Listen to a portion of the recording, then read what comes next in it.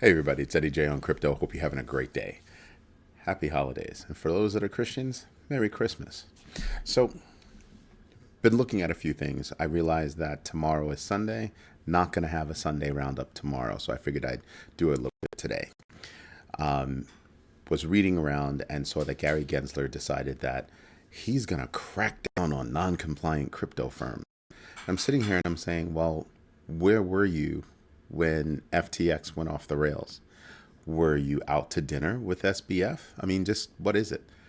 Because they're reporting that a lot of people from the SEC, from the CFTC, were out to dinner. And I'm just sitting back and just wondering, how does that work? Now you want to crack down. How about be transparent, set clear guidelines, stop shooting from the hip, and stop all around just trying to gun after a whole industry, especially when you slept on Wells Fargo. That's right, 16 million people, all kinds of, loan allegations, actually not even allegations anymore. They were found guilty of mistreating people over, with loans and everything. So you figure, you know, Wells Fargo has to pay out $2 billion, 1.7 billion to 1.7 billion to the government for going into, a fund, 2 billion to the customers that were affected. So 16 million customers, $2 billion, about $125 each. Are you kidding me? Well, on average, right? Are you kidding me? Some people had their cars repoed, their homes repossessed, just, or foreclosed on, just bad debt that's going to follow them for years. And I'm pretty sure that that amount, that cheesy little $3.7 billion does not equate to the amount of money that they made from those bad practices. Where were you? Are there other banks that you're sleeping on? What are you doing, bro? What are you doing? But you want to go after everything that's crypto. Nice. Good job. Good job. I'm just saying, you might want to do a better job with the industry that you're in, and then broaden it with some specific rules, some specific regulations for crypto, right? Because it's slightly different. Just saying, just bugging me out. The Biden administration is going to enforce, but not now, a new rule that says your brokers are going to have to report on customer gains. No problem with that, except they figured out that, wow, we might not have everything necessary to actually enforce that. So instead of kicking in on January 1st, they've postponed it for a little while. I guess they have to go back to the drawing board and figure that out. Something else that I had questions about was, I know for my stocks, wash trading is, illegal, right?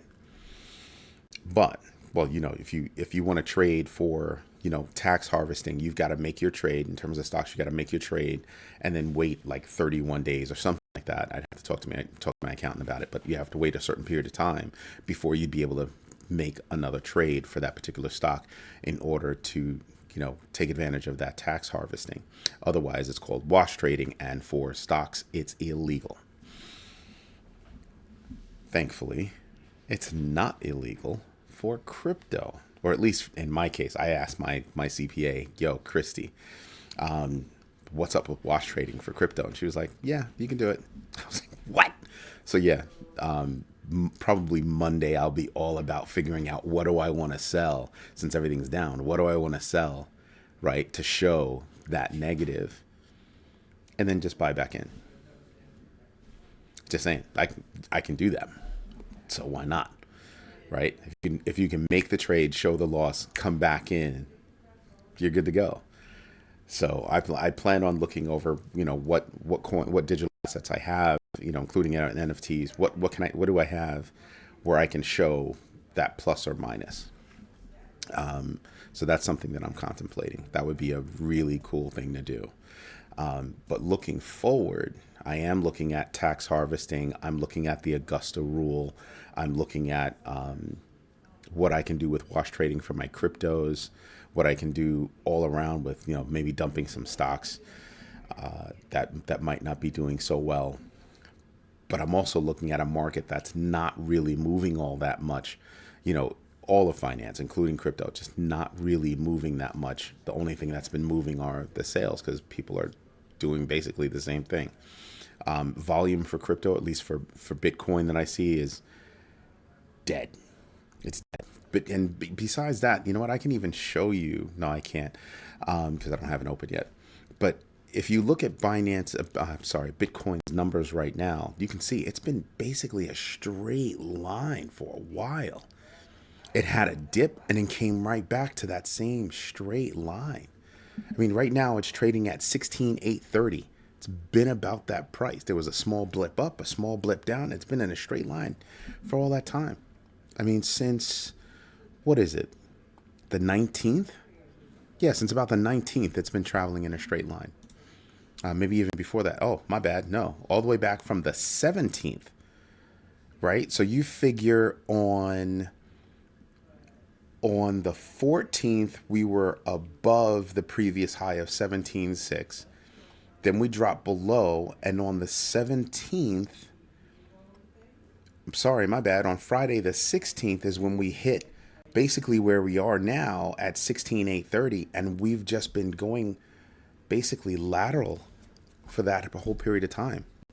We saw a couple of dips, but then basically came right back up. Then we saw a pop, then it came right back down. It's straight line. So if I'm looking forward for this coming week, I'm looking at exactly what I said: tax harvesting from a crypto perspective, tax harvesting from a stock perspective, wash trading. If I see opportunities in what I'm holding in crypto only, I did speak to my CPA. She's awesome, by the way. If you need a CPA, let me know. But that's what I'm looking at right now. That's literally what I'm looking at.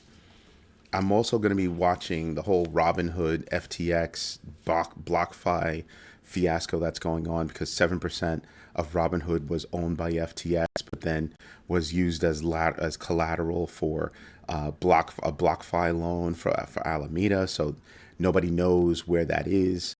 And I'm pretty sure Robinhood would like to get that under control. So that's what I'm looking at. I'm looking at what's the fallout from all the companies that had anything to do with FTX. But I'm also looking for new announcements over the next week and a half, even 2 weeks, right? Because those can actually wind up being big movers, really big movers. I'm also paying attention to everything that's going on over at Gemini. Because if they have a plan to make their customers whole that were participating in the Earn program that was being managed by Genesis, who has a liquidity problem, that could be huge. So those are the things that I'm really paying attention to right now. Anyway, I really do hope you enjoy your holidays. I'm going to have a great Christmas. I'm already surrounded by family. So I'm going to sign off. I'm going to enjoy my family. I ran out of coquito, so I've got to go upstairs and pour some more. Or maybe I'll open up a bottle of wine. I'm not sure. A client of mine, Jerry Kapari, great guy, bought me a 12-year Glenlivet. So maybe I'll take a sip of that. Not sure yet. But anyway, you enjoy. All right? Remember what it's all about. Hope you have a good one. Bye-bye.